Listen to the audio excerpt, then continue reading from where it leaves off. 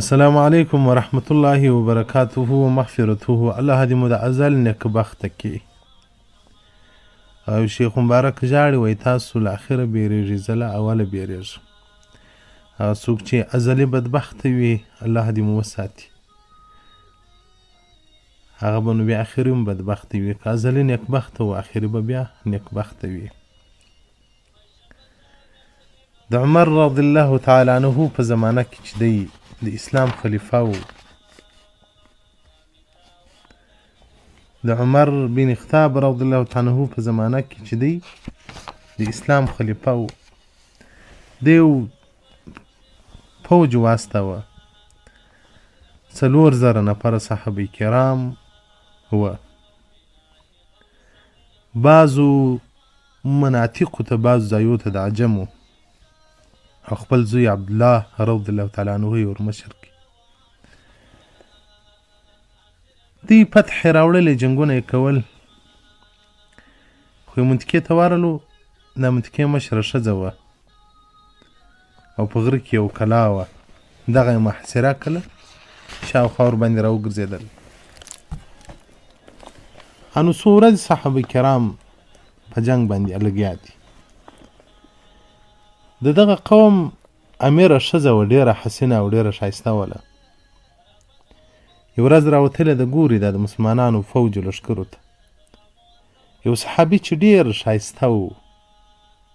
او ډېر جنګي و، ماهر و په جنګ کې، دا یې ولیدی.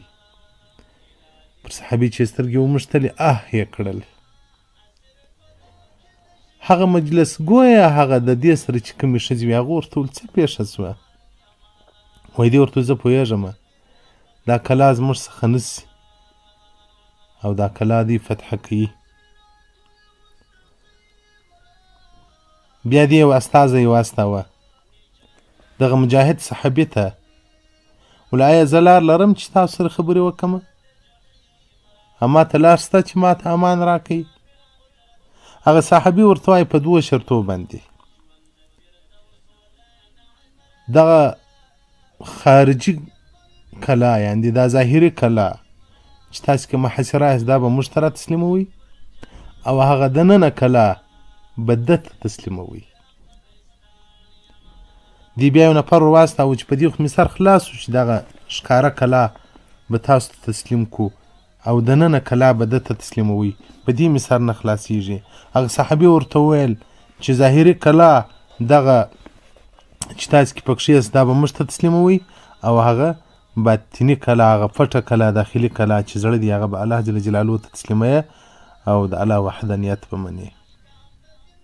صحابي ورته وایي چې دا ستاسو د خلاصوالي او ستاسو د نجات لار ده. دې ورته ویل بس خپل فوج راواستوئ،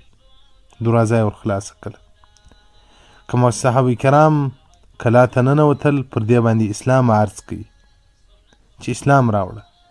وایي دې ورته وویل چې زه باچا یم، د ډېر غټ همت خاونده یم. آیا په تاسو کې تر تاسو غټ څوک شته چې د هغه پر لاس زه ایمان راوړم؟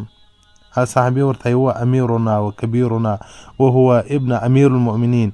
زموږ مشر او زموږ سردار هغه د امیر المؤمنین زوی دی عبدالله رضی الله تعالی عنه چې د عمر بن خطاب زوی دی. هدي المعبوزي زه د هغه پر لاس ایمان راوړم. دغه ښځه چې راوستله عبدالله بن عمر رضی الله تعالی عنه ته، د عبدالله بن عمر رضی الله عنه په حضور کې دا ودرېده، ویل یا امیر المؤمنین تر تا بل څوک غټ سته؟ هغه په جواب کې ورته هو تر ما غټ سته، هغه زما پلار امیر المؤمنین عمر بن خطاب په مدینة المنوره کې دی. چې ویل زه ځم د هغه پر لاس ایمان راوړم، سره له خپله فوجه، سره له خپله سامانه، اوښانو، اسانو، نور جواهرات ورسره وه، مدینة المنورې ته راغله. د امیر المؤمنین په حضور کې چې تشریف راوړي، امیر المؤمنین عمر بن خطاب رضی الله عنه ته وویل سول چې دا یو ډېره غټه ښځه ده، د ډېر غټ خاندان څخه ده او ستا پر لاس باندې ایمان راوړي. دا چې راله د امیر المؤمنین حضور ته ورته وایي چې یا امیر المؤمنین تر تا اکبر و غټ څوک سته چې د هغه پر لاس زه ایمان راوړم؟ هغه څه ورته وایي و تر ما غټ او تر ما اکبر څوک ستا هغه محمد رسول الله دی خو هغه له دنیا څخه رحلت کړی دی وهذا قبره الشریف دا د ده مبارک قبر دی د رسول الله صلی الله علیه وسلم روضې مطهرې ته اشاره وکوله فقالت دغې ښځې وویل زه د ده پر لاس باندې ایمان راوړم امیر المؤمنین د روضې مبارکې دروازه ورخلاصه کول ورسه دا راله داخلو حضور شریف ته د رسول الله وسلم حضور ته راله په ډېر ادب باندې کښېنستله په ډېر احترام باندې کښېنستله او بیا یې وویل اشهدو شاهدي ادا کوم ان په دې سره لا اله الا الله نسته لایق د عبادت واشهد ان محمدا عبده ورسوله په دې سره شاهدي ادا کوم چې ته د الله جل جلاله نازولی نبی یې دې ښځې بیا وویل ولیا ربه زه دې له تورو شپو څخه ور رڼا ته راوستلم او رسول الله صلی الله علیه وسلم بارک ته آواز وکړي و یا رسول الله زه بیریږم چې وروسته له ایمانه به زما څخه بیا ګناه وسي په اس د الله جل جلاله څخه سوال وکړه یا رسول الله او زه د الله څخه سوال کوم هغه رب ارسلک الینا بالحق چې ته په حق سره راستولی یا رب زما روح قبض که چې بیا زه په ژوند کې بله ګناه نه وکم د رسول الله صلی الله علیه وسلم پر قبر مبارک باندې سر کښېښوی فماتت من ساعتها په دغه ساعت کې باندې مړه سوه عمر بن خطاب رضی الله تعالی عنه چې رالی ډېر یې وژړل من حسن حالها د دې پر حال یې وژړل چې د الله څومره رحم ورباندې وسو راله مسلمانه سوه د رسول الله صلی وسلم پر لاس باندې ایمان راوړي او بیا داسې ایمان راوړي چې الله یې هغه د ژوند ارمان هم ورپوره کوي چې مرګ یې وغوښتی بس پسې مړه هم سوه عمر بن خطاب رضی الله تعالی عنه امر وکړي د صحابه کرامو بیبیګانو ته یې ویل ورسئ غسل ورکړي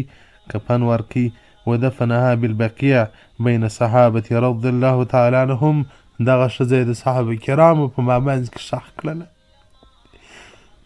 کلونه کلونه یې په کفر کې تېر سوې وه ولیکن چې د الله رحم ورباندې وسو یو ساعت کوي یې په خپل رحم کې وساتله د ابد الابد ژوند یې ور برابر کوي هغه دار النعیم نار السلام هغه د خوشحالیو ځای ته چې جنت یې وصلی که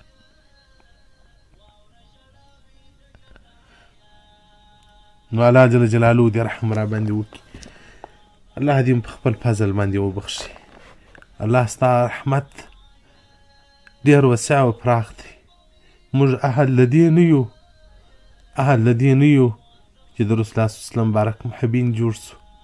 زموږ نجسه سترګې او زموږ نجسه زړونه د دغه نه دي چې د جانان د مدینې مینه کې ځای کړول سي الله خو ته رحم را باندې وکړه اهل مکه تفسیر روح البیان جلد 3 صفحه 202 د سورة النعام